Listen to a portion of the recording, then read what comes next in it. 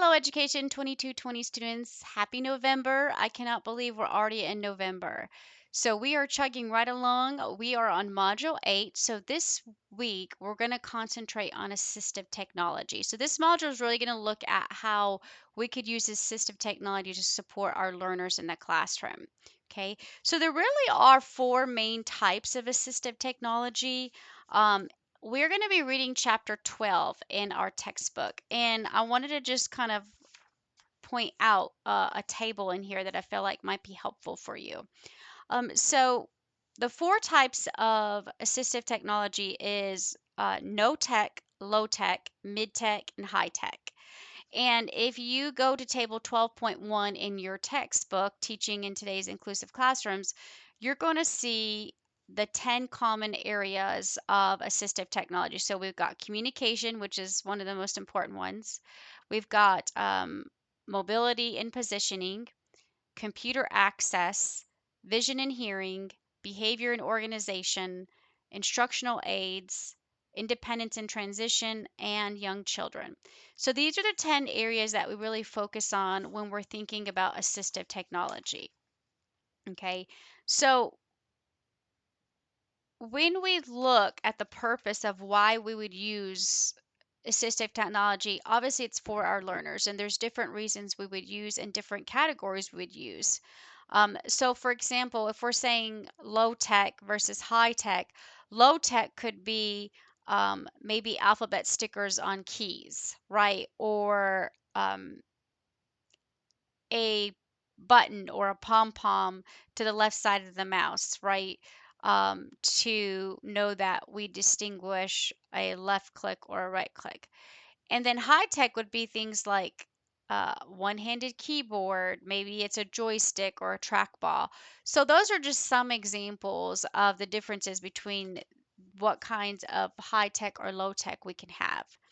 The other thing I wanted you to look at too is something called the SET framework. Now, the SET framework stands for, it's actually standing for Student Environment Task and Tools. And this framework was designed because it wanted to look carefully at organizing technology considerations. So, for instance, when we're looking and using the SET framework, we're looking at not only the student, we also look at the environment, the task, and then the tools we're going to need. Okay, that's what that SET comes from, SETT. So in your textbook, I want you to pay attention when it starts talking about selecting assistive technology. Most teachers are going to use the SET framework when they're planning out what assistive technology to use. And in figure 12.4 in your textbook, it's going to show you an example of a planning tool using the SET framework as well. Okay, so make sure you read chapter 12. There's PowerPoint there with you.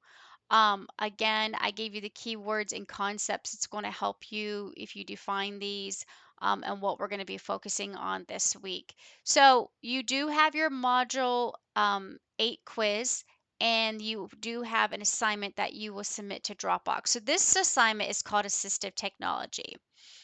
And at the top of, before I get into the instructions, I kind of give you a little bit of background about assistive technology.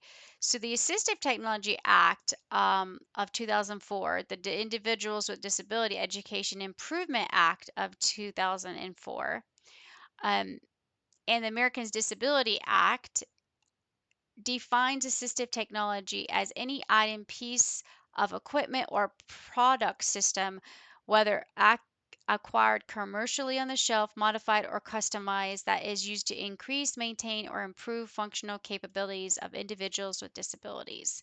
And as I mentioned in your book, it shows the 10 categories that are common, right?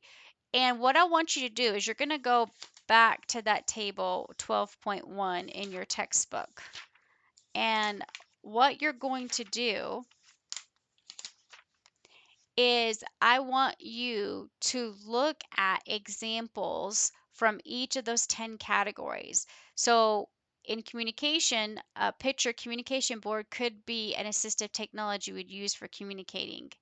um, or single messages switch. So there's lots of different ones, and you're going to see different kinds of examples on the table. And you're going to use that table to complete this activity. Okay, now remember, assistive technology is not one size fits all. Okay, so you have to look at what is the learner's strengths and what's their needs, and consider what assistive technology would work for academic success. And again, you're going to use that SET framework. You're looking at the student, you look at the environment, you look at what you're asking them to do, the task, and the tools they'll need to be able to do it successfully. Okay. Now, the objective of this assignment I'm having you do is to explain how assistive technology and innovative technologies in the classroom can improve academic outcomes for every student. And for every student means even those with disabilities. So I gave you a scenario. It's about a fifth grade student named Natasia, and she has moderately severe scoliosis and she wears a back brace. Now, you notice that scoliosis and back brace interfere with Natasia's ability to engage successfully in academic and physical tasks because she cannot sit comfortably in a regular chair, like a regular classroom chair, or participate in certain physical education activities. Now, part of her IEP team, you prepare a request for assistive technology specialists to evaluate Natasia and make possible recommendations for assistive tools. Now, you note your observations of areas in which Natasia's challenges are hindering her access to the curriculum and how assistive technology might help her overcome these challenges. So what you're going to do for this assignment is you're going to prepare a request for an assistive technology evaluation to distribute to the members of Natasia's IEP meeting. And you're going to have it ready for the IEP meeting. And you're going to use the sample letter below. So I give you a sample letter. So when you click on it, it looks like this. Okay. And what you're going to do is you're going to write a letter using this kind of sample. So using the same format as this to um, complete a request. So when you complete a request, you have your letter. And in the letter, you're going to identify which two areas Natasia is experiencing difficulties and explain how she can benefit from assistive technology using a functional outcome statement for each. So again, go back to table 12.1. Hers, it looks like it's her back, it's movement, it's mobility. So look and see underneath mobility and positioning to see if there's something that gives you examples, right, that you might can help, like what kinds could she benefit from, right? Um, and after you write your letter, you also will write your self evaluation. So, we talked about how important it is for you to reflect on everything that you're doing in this course and relate it to as a teacher in the field.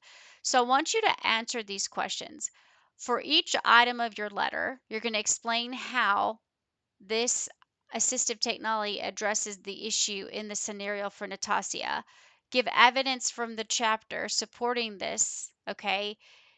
So citations, what page number, those sorts of things. And then describe and justify how your letter will improve teaching and learning in this scenario. Okay, and again, let's go back to the letter. I want us to look at the different parts that you have here. Um, so what you're going to do is you're going to address it to someone. Okay, this is, remember, you're going to give this to the IEP. So this is going to be the parent's name, so Natasia's name, all that stuff. But it will be distributed to the whole IEP team meeting. So what you'll do is you'll put the dates, you'll fill out all this: principal's name, special education director's name, superintendent's name, their address. Then this is the part that I'm really concerned about, the content of your creating. Okay, this is an example. Dear educators and administrators, now this is a parent's letter, but remember, you're writing it on behalf of the parents for the student. So it doesn't need to be signed parent's name. It needs to be signed your name. You can leave dear educators and administrators there, but what I want you to concentrate on is thinking about what kinds of assistive technology can meet. And if you look here, in this letter, you have an opening where you talk about who the student is, what school they attend, their grade level, what are your concerns, right? For example, hers would be probably mobility, so that would be the concern. And then down in the second paragraph area, that's where you would talk about you're requesting specific assistive technology for assessment to be conducted as soon as possible. So when you are requesting it, you go ahead and answer these questions. What needs could be met for Natasha? What assistive technology devices would help her? What physical or occupational therapy services would be needed to access technology? And then lastly, you close the last paragraph off using this same format, like where you thank them for their efforts, okay? And then you would put your name. So you're doing this on behalf of the parent, okay? And then separately on a different document, go ahead and put um, just justify your answers. Answer the questions in the self-evaluation part. Okay. Remember, you're using your textbook to help you. And this will be submitted to Dropbox. There's a Dropbox here, um, assistive technology. So you will have that, and that's going to be due on November 9th. And your Module 8 quiz will also close on November the 9th as well. Also wanted to talk to you really quick. Most of us have already been placed. I'm pretty much sure there's all of us have been placed. You should have already submitted your referral confirmation form and you should be in the classroom doing your 12 hours. Do not forget to go back and look at the service learning module because there are written components that you will be responsible for um, in service learning. So you will have to keep your journal, and you will have an entry for each time that you go into the school. You will also be completing a written analysis, which is like a reflection paper. So those will be underneath the service learning section, and it will be in the part that says written documents, like your journal, service learning written assignments. So you would look at those. And the reason I'm telling you is because it's due on November 30th, which means all this has to be submitted. And don't forget as well that you do have closing documents that you will have to have your teacher send to me on your behalf. So they could either email it to me, um, at my senator's email, or it can be mailed out to the school. Okay, so this would just be your log stating the days and times that you were there, what your responsibilities were, your initials, your mentor teacher's initials, your total number of hours, and then also the mentor teacher would complete an evaluation on you. It is to be not anonymous, but it is to be sealed. So it's not to be given to you. There's no place in eLearn for you or in Dropbox for you to submit. That's why, because this is needs to come from your mentor teacher. So they could either mail it, you could drop it off if it's sealed in my office door. I'm on the main campus, Math and Behavioral Social Science building. I'm in room 142. Office 142. So you can drop it off or you can just have them mail it. If they mail it to the school address, it needs to be attention Misty Hayes. So it will get to me. All right. Okay, so that is everything that you're responsible for and where you should be right now in this semester. Um, and the next video, we will talk a little bit more about how you will be if you are online class, how you would do a recording to record yourself for your presentation for co-teaching. So don't forget to work on that as well. All right, until next time, take care.